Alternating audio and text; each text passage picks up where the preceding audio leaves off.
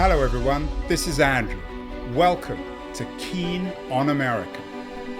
On July 4th, 2026, America will be 250 years old. An anniversary that will, no doubt, be greeted with a mixture of celebration, contemplation, and resignation. In Keen on America, Andrew talks not just about the American past and present, but also speculates on its future. What, Andrew asks, will be the 21st century fate of this now venerable American Republic? Hello everybody, it's March 1st, a Saturday, the first, that was the week, tech roundup. For March, almost spring now. Last week, something was back. It was unicorns are back, according to That Was the Week's Keith Tier. This week, something else is back, or maybe it never went away. Civilization, what is it good for? Keith is joining us, as always, from, I'm not sure how you look at it, Keith. Is Palo Alto the heart of civilization or the problem with civilization? Well, civilization is a pretty fluid concept. So I'd say it can be civilized, but there's a lot of uncivilized elements to Palo Alto as well. Let's not go into the details, but the school board meetings are fascinating to listen to. Yeah, I don't want any more rants from you on woke school boards.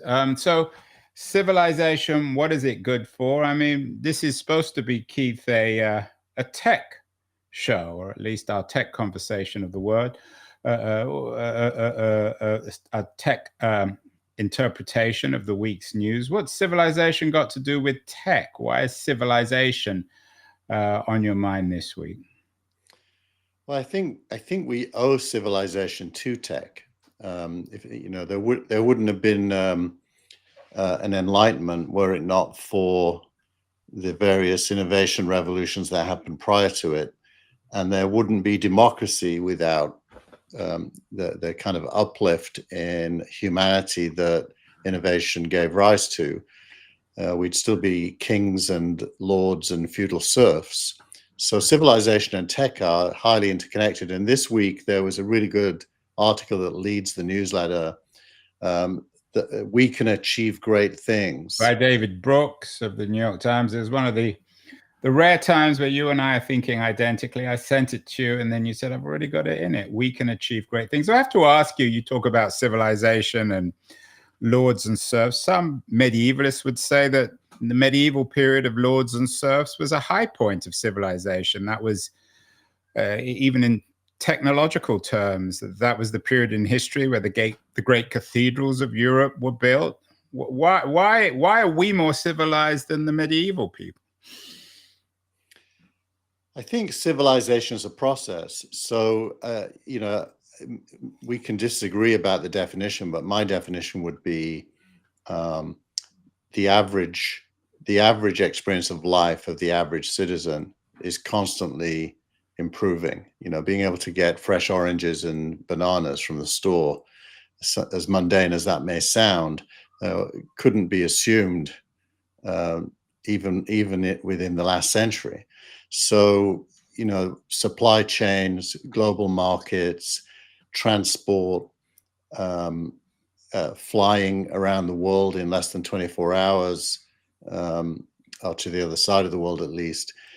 All of these things are representative of human life experiences that become available to many people, not all people for sure. Well, it's really, I'm not sure if you're really talking about civilization. You're talking about progress, or at least your version of progress. Because some people might argue that civilization was realized with the ancient Greeks, and it actually has nothing to do with technology. So, well, that's why I say it's fluid. I think civilization is a container word.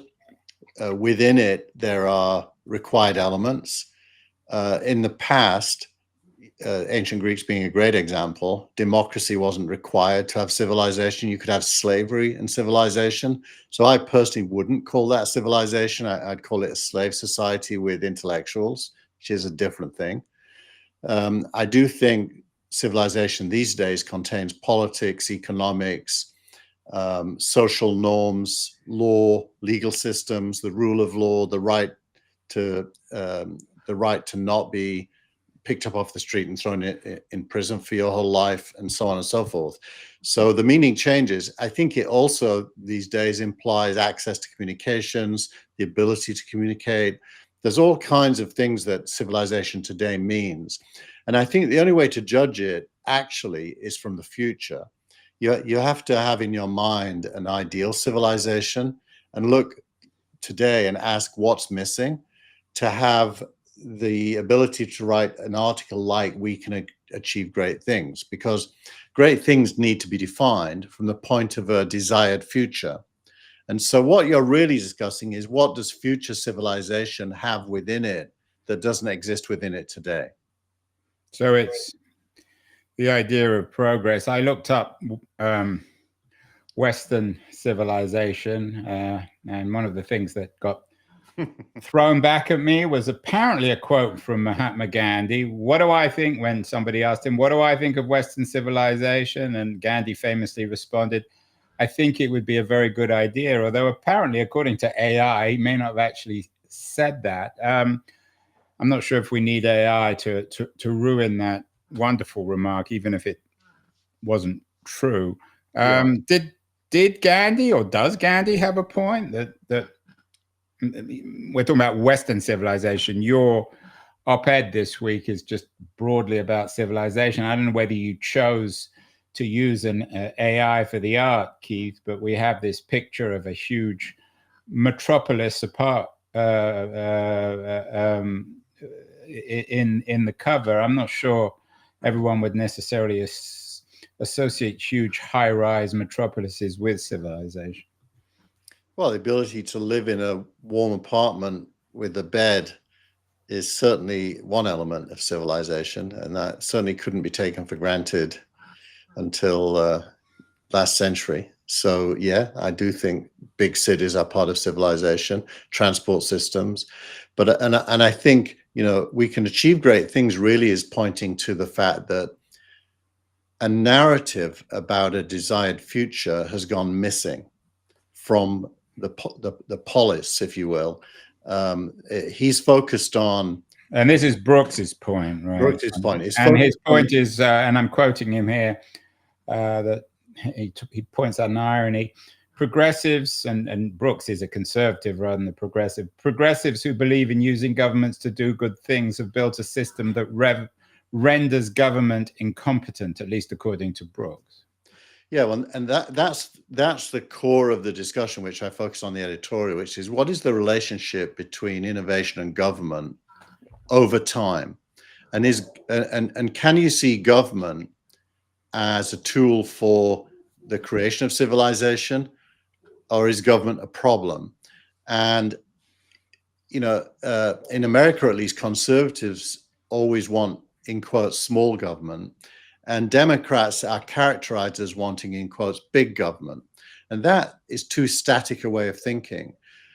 What you need is a government that helps the underlying drivers of progress, part of which is technology and economics. And government over time will become less and less required for that as abundance is produced, as it always has been in the history of the human race. Government will have less and less role to play because there'll be more organic access to the things you need to have a good life. And so government itself is a variable. It's not big or small. It should actually be shrinking. In a world where there is civilization and progress, government should shrink organically, not because of your political point of view. It just should be less and less necessary. It's interesting that you bring up the word abundance in Brooks's essays. It's definitely, for all our viewers and listeners, it's definitely well worth reading. It's one of his better pieces. We Can Achieve Great Things. Brooks talks about two upcoming new books, Derek Thompson and Ezra Klein's Abundance, and also Yoni Applebaum's Stuck, which we'll talk about later. They're coming out with a book, Klein and Thompson, probably the two hottest relatively young writers in the US at the moment.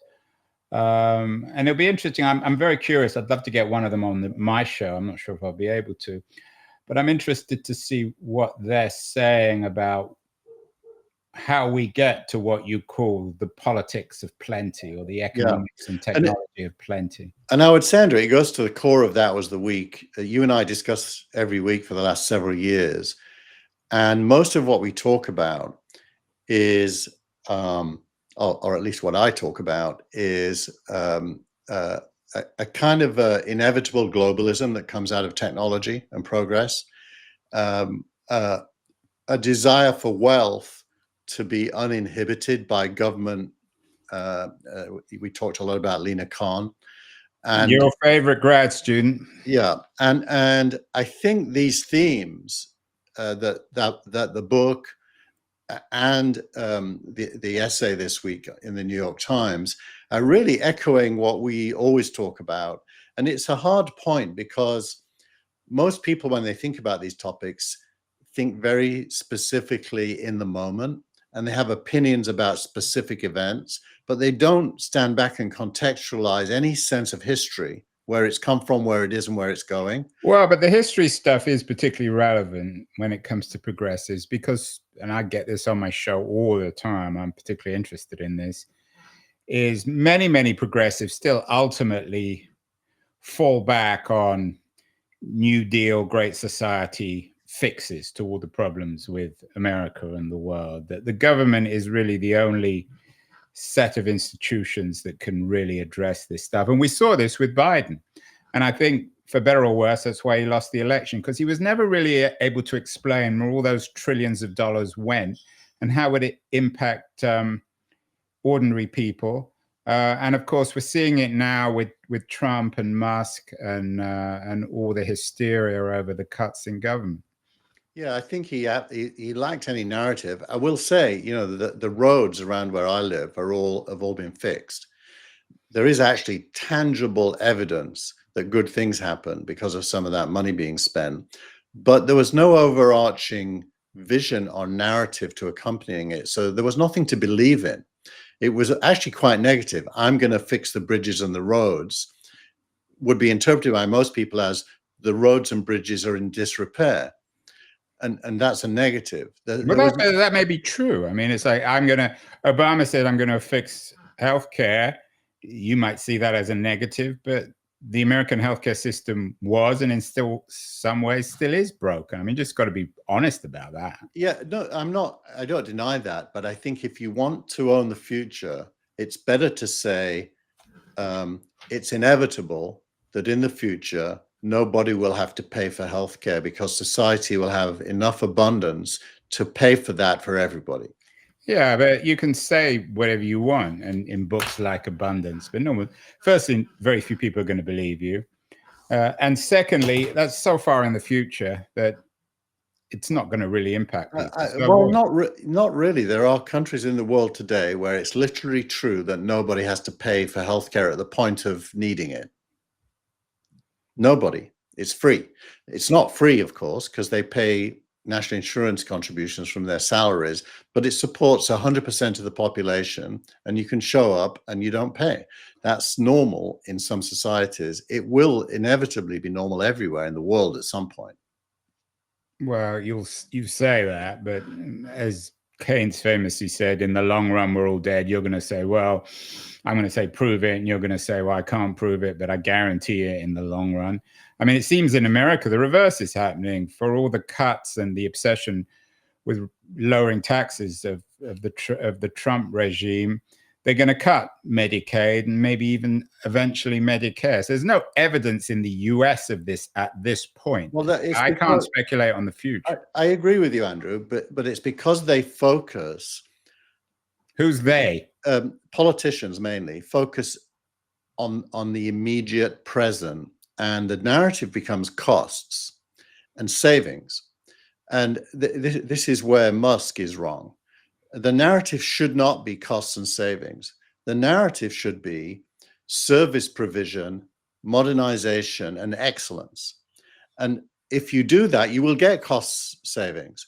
But the focus on cost savings is a focus on destroying what has been built, not building something new. And building something new is the only way to get people excited. And you're right, free healthcare in America maybe in the distant future or never. But the idea that you're for it is a galvanizing idea, and it contributes to a sense of civilization that you're striving for. And if you can strive for civilization, I would imagine most human beings would want that. Well, no one's striving. I mean, you're never going to get a politician or anyone coming on the show, with the exception perhaps of a leftist French intellectual, arguing against civilization, or maybe Mahatma Gandhi, although he's not around at the moment. It seems as if Brooks's argument was summarized by Yoni Applebaum's new book. Yoni Applebaum works for The Atlantic, is the senior editor there. Stuck, How the Privileged and the Propertied Broke the Engine of American Opportunity. Applebaum was on Keen on America this week on why America is stuck in a crisis of immobility. I'd strongly suggest everyone watch it, not for me, but for Applebaum. He's particularly good. I mean, the argument that Applebaum makes that really resonates with Brooks is that America, and particularly American progressives, are stuck. They've created a culture and economy where nothing ever changes, and where, in a sense, that's celebrated. So Applebaum focuses on the fact that nobody moves anymore, that everyone's stuck in the same town, and that the American dream is rooted in the fact that people move all the time. But partly it's because of local laws, partly it's because of cultural assumptions. Do you agree with, I'm not sure if you've read the Applebaum book. It's well worth having a look at. I haven't. But do you agree with Yoni Applebaum? Well, I haven't read the book, Andrew. You've given me just a snippet now from your show, and therefore I haven't got a lot to go on. But I would say that the American dream being correlated to movement, there's a missing part of the narrative, which is the movement was always focused on gain. So the move west, the gold rush, the move to Detroit and the motor industry after Ford, the Hollywood, New York, money markets. There's always been something to move to. The problem with America today is what is booming to move to, other than possibly AI in the Valley, which needs specialists. And so I think it's symptomatic of something else we talk about a lot on That Was a Week, which is America's dominance as the economic leader with new growth breaking out that can employ millions of people doesn't exist anymore. If you were going to move today, I would speculate that if you're young enough and open-minded enough, it would be probably to China. In fact, a few years ago, I even thought about going to Shanghai. I'm not sure how many Americans would actually, I'm just talking in China, and secondly, get work papers to actually be able to move to China. Well, I'm not talking practically. I'm talking about where is the impetus to go in America anywhere other than where you already are. But I asked Applebaum this on Monday. I've got Nicholas Lala on the show. He's a Tulsa-based investor and entrepreneur, and he talks about new Silicon Valley. We've had this argument lots of times before, or this conversation about new Silicon Valley is opening up in places like Tulsa. If you're an engineer in Menlo Park or Palo Alto or San Jose, Keith, why would you stay there? The rents are ridiculously high. There's too much competition. Why not go to Tulsa or Detroit? Or any other smaller place where there's lots of incentives for innovation. That's what I don't understand, is people aren't moving. I get the rules and the laws, but you're still allowed to do it. I would say moving to Tulsa would represent a negative compromise in your life chances. People move when there's a positive life change. Well, I don't know if Lala would agree with you, but anyway, why does it represent a negative? Well, because there's less happening. It's less important. It's like, would you go to Florence at the time of Leonardo, or would you go to, Sicily? You'd go to Florence. Well, I don't know. It depends what you're doing. I think that's wrong. In fact, because there's so many variables. And not everyone's going to be Leonardo, not everyone's going to be Steve Jobs. Yeah, but you're talking about to be harsh about it. You're talking about what losers do to go and hide. No, I'm not. I'm talking I about think ordinary you are. people who aren't going to become multi-billionaires. But they don't know that. They think they might. But I think what Applebaum argues is it's more also bound up in local laws. I mean, should regulation be, or should laws be restructured to encourage people to move? Well, I do think it's liberating if movement is easy, for sure, and I would include borders in that. But I think the world is actually going in the opposite direction. I agree with Applebaum that we are building walls around borders, including cities, and that is wholly negative. I agree with him on that. I don't know if he says it's negative, by the way, but if he does, I agree with him. I mean, and I talked with Applebaum about this in the interview. It's with all this revolutionary technology, the internet obviously comes to mind. It's not in contradiction to being stuck. It almost compounds it. So people go on the internet and they do everything online, but they're still stuck in their physical lives, in their physical places. And it'll be interesting to see in the age of AI whether that only compounds things, because as we're going through more and more profound revolution in how we work or how we don't work, are we going to be more or less stuck in our lives? I would say the concept of stuck is a fascinating concept. It's actually fascinating. I think it's a mindset. It's when you do the same thing week after week without considering anything else.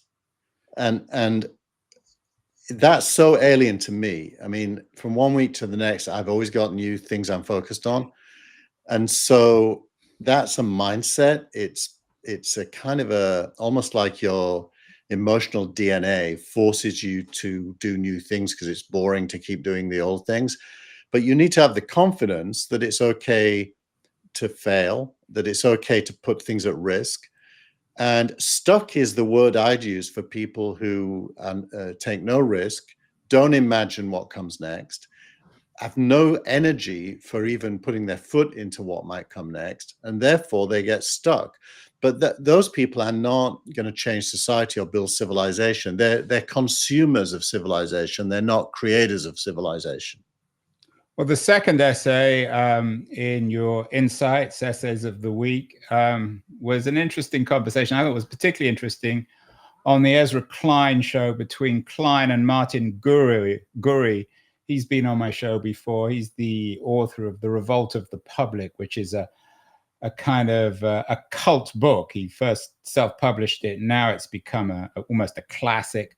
The Crisis Authority in the New Millennium. Gurri is a Trump supporter, not hardcore MAGA, but he has an interesting take. Why did you choose Klein's conversation with Gurri? Well, I mainly chose it because it attempts an overarching understanding of a whole period of history in which the media has gone from,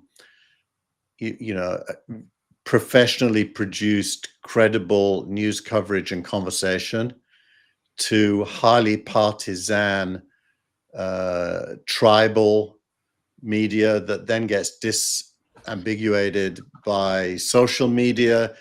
And you've now got the crowd, or the public, as they call it, being able to independently arrive at points of view that are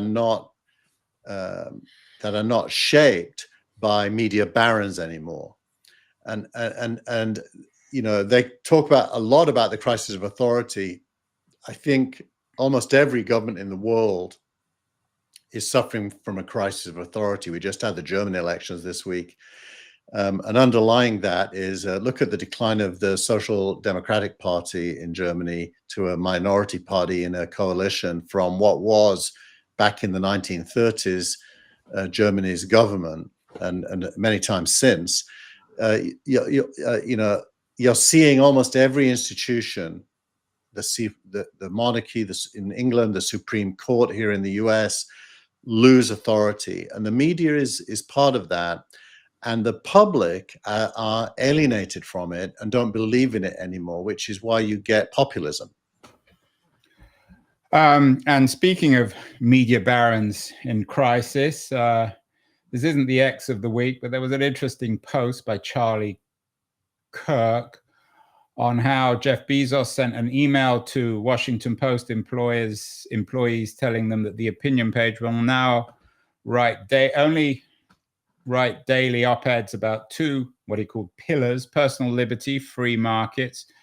What do you make of Bezos? You have a link in your insights. It's the third bullet about Bezos taking control of the Washington Post. Is this, from your point of view, is this a reaction? Is this Bezos reacting? Is it a weak response, or does it actually reflect Bezos's management of all this, successful management? Or is he just kowtowing to Trump?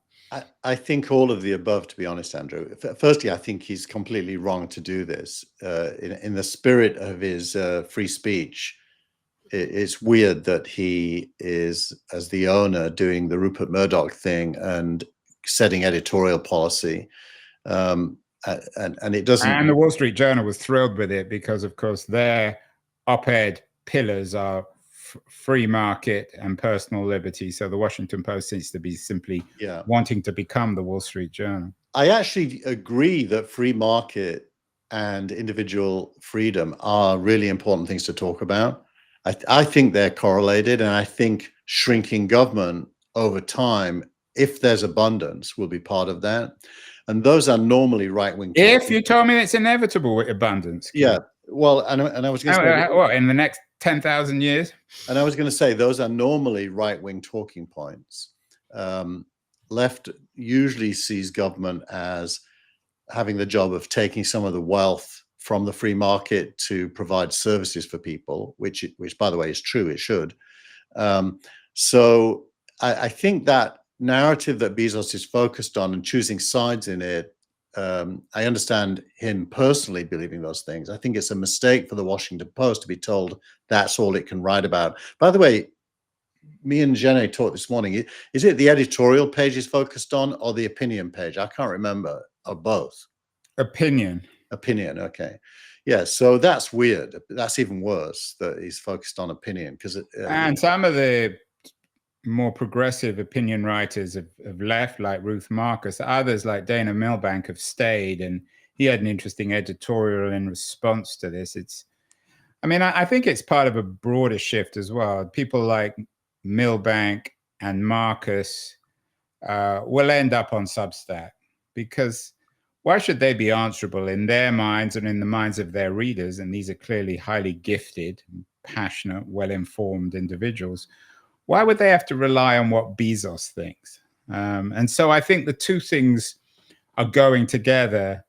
Paul Krugman, of course, moved from the New York Times to Substack. We don't know the backstory of why he left the Times, but I'm guessing it was probably a similar thing. Yeah.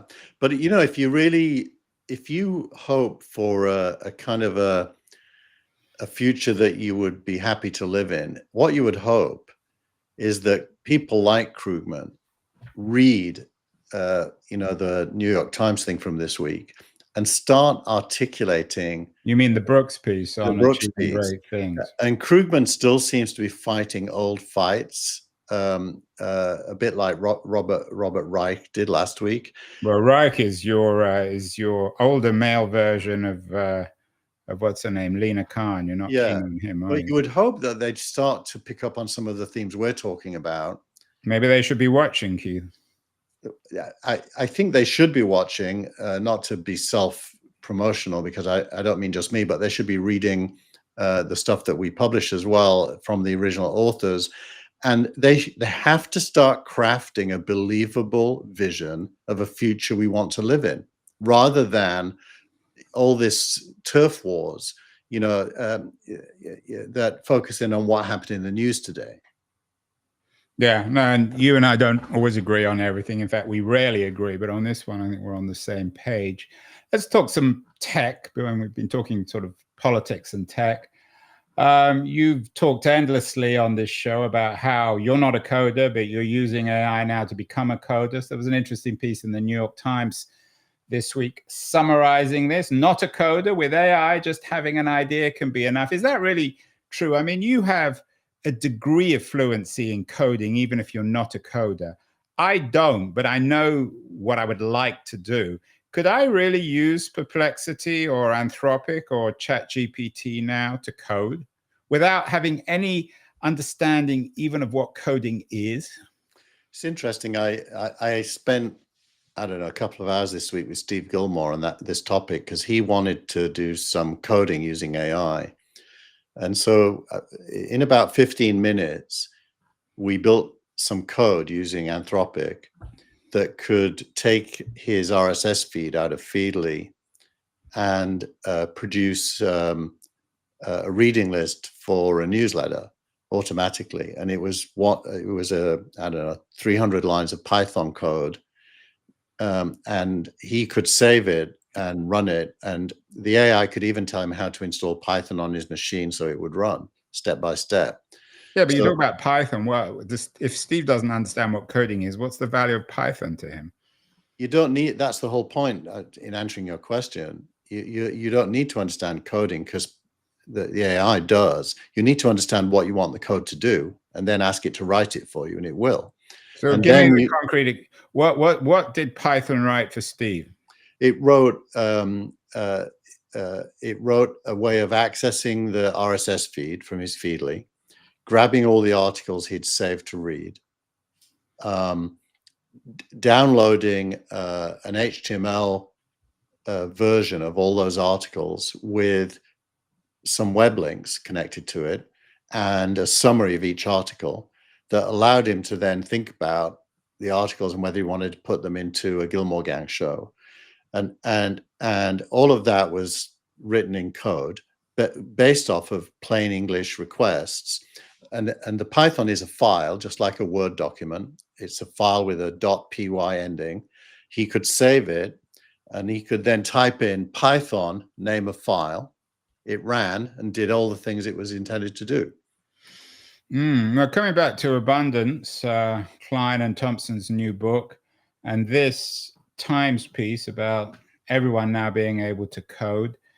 What does this suggest? I mean, you've got, I think, two of your three sons are either studied or have studied or are about to study coding. What does this mean for coders? What will coders have in the future if this AI technology allows even still Steve Gilmore and myself to become coders?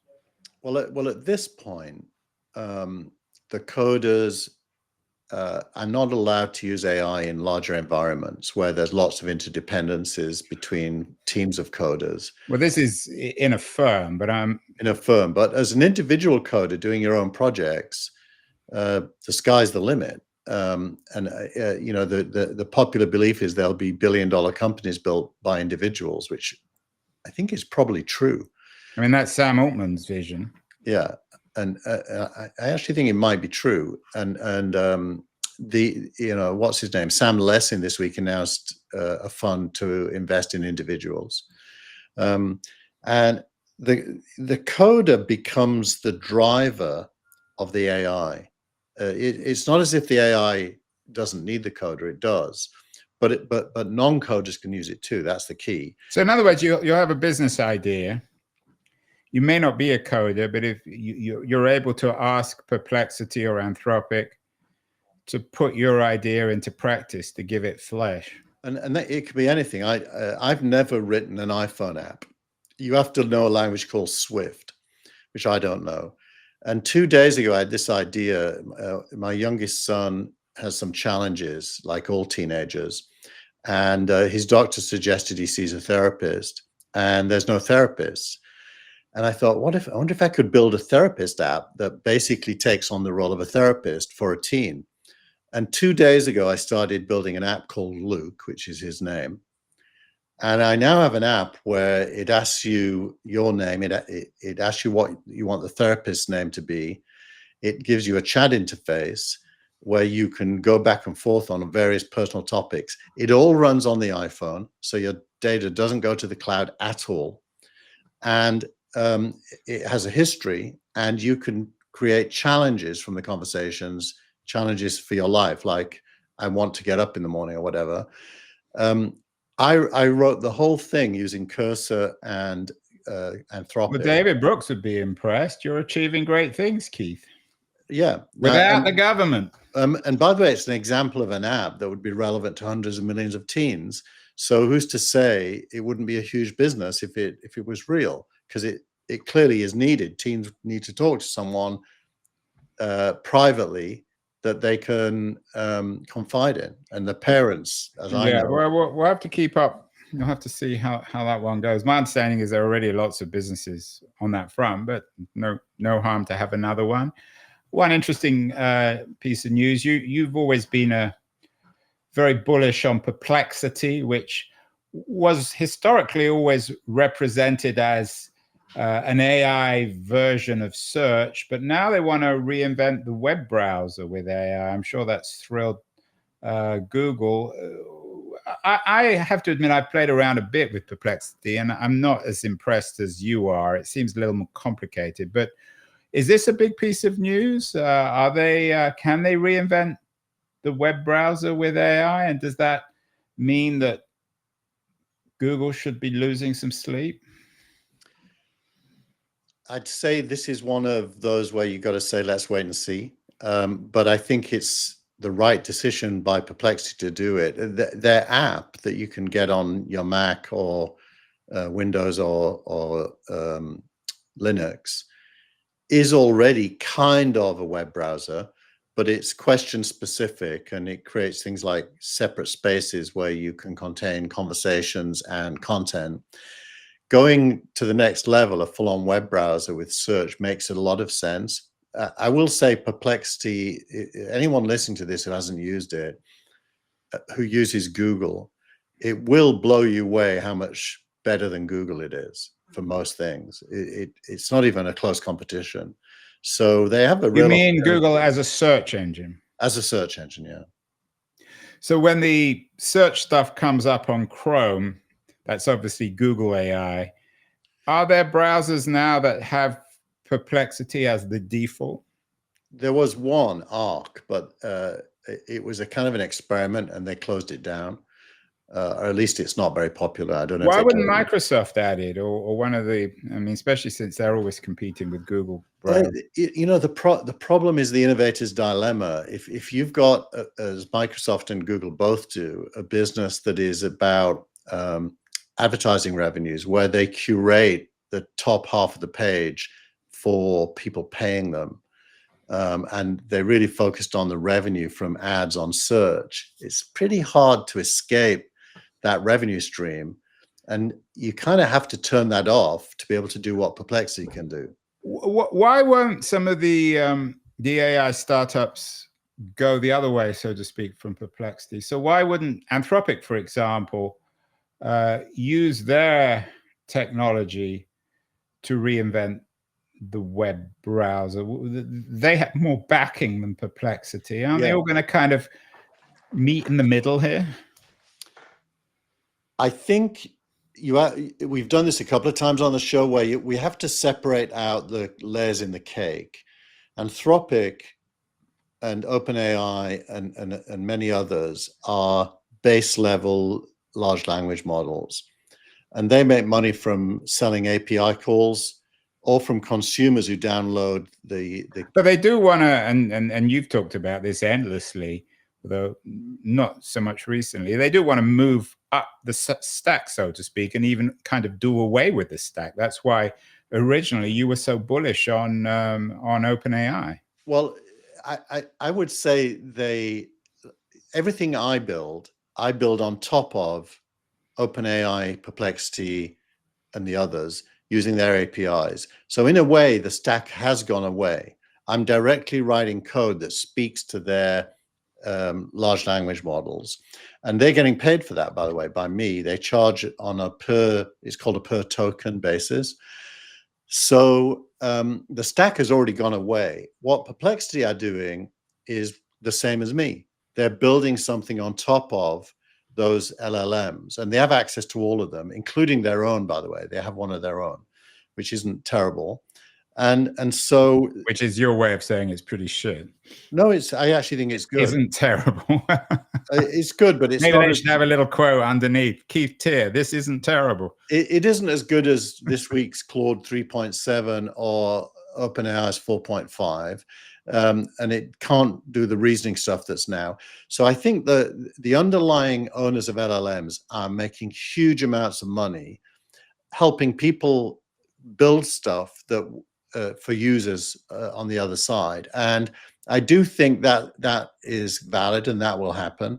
But I think the big winners are the LLM owners without needing to innovate that much on their LLMs because they're already good enough. Well, speaking of innovation and LLMs, you mentioned OpenAI unveiling its GPT 4.5 Orion. I know you're not always in agreement with Gary Marcus. Gary Marcus seems to get a lot of joy out of the fact that it's been poorly reviewed. What's your take on GPT 4.5? Is it the big failure that Marcus is arguing? I haven't read his piece, but I will say they've rushed it to market, and it's super expensive. The API price of using it is, I think, almost 100 times more than using their O3 mini model. So it's super expensive because it's very large and needs a lot of computation. And clearly, they haven't yet been able to package it up into a way to deliver it to people paying $20 a month. Yeah, and that's a serious, coming from you, who's always been very, very bullish on OpenAI. That's a considerable degree of disappointment, Keith, because there's lots of alternatives. Billions of dollars are being poured into this. Marcus, who I don't think is a great fan of Sam Altman, suggests that it reflects Sam Altman's dishonesty. What's your take on why this has happened? I think, we've seen it since the DeepSeek edition of That Was the Week. The space is now moving weekly at a rate much faster than any time during the last 2 or 3 years due to competition. And, from the US and China now, of course. Yeah, US and China, not so much Europe. And it's a life battle for survival. OpenAI, by the way, is still miles ahead.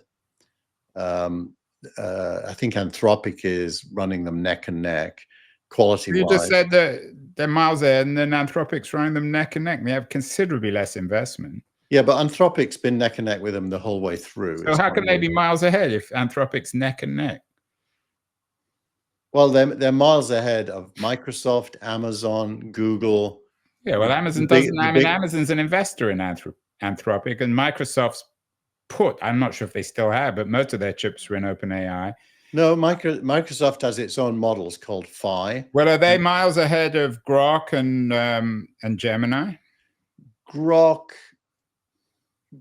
just about caught up after investing in 200,000 GPUs. They're not miles ahead. I mean, you keep on talking about miles ahead. Why are they miles ahead? Well, you're being a bit too literal. If we break it, I'll tell you what, I'm hesitating to answer because we're at 42 minutes, but there's a deeper conversation. OpenAI has its finger in hundreds of pies that the others can't play in. The LLM piece is less and less important. What's really important is the APIs and the agents and the ability to reason. And by most of these different variables, OpenAI is still very far ahead. I mean, I know you're using the time clock as an excuse, but I mean, with or without APIs, if OpenAI is not keeping up, or if they're equal and their pricing's different, or if people lose faith in Sam Altman, then I expect things to change. Moving on, Keith, because as you said, we're taking advantage. I hope we haven't lost our entire audience. Startup of the week is Tactile with a K, Taktile.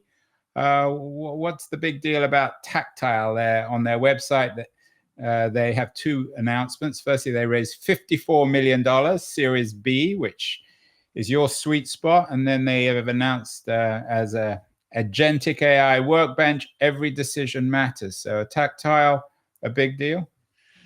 Well, it's an enterprise application of using AI. It's a good example of what we were just talking about. They are building on top of LLMs, but they're building specific features for an enterprise decision-making flow. The round was led by a UK investor, Balderton, which is used to be called Benchmark in the UK, and they, through a whole series of events, changed the name. And it was worthy just because you're starting to see the application of AI to enterprise processes.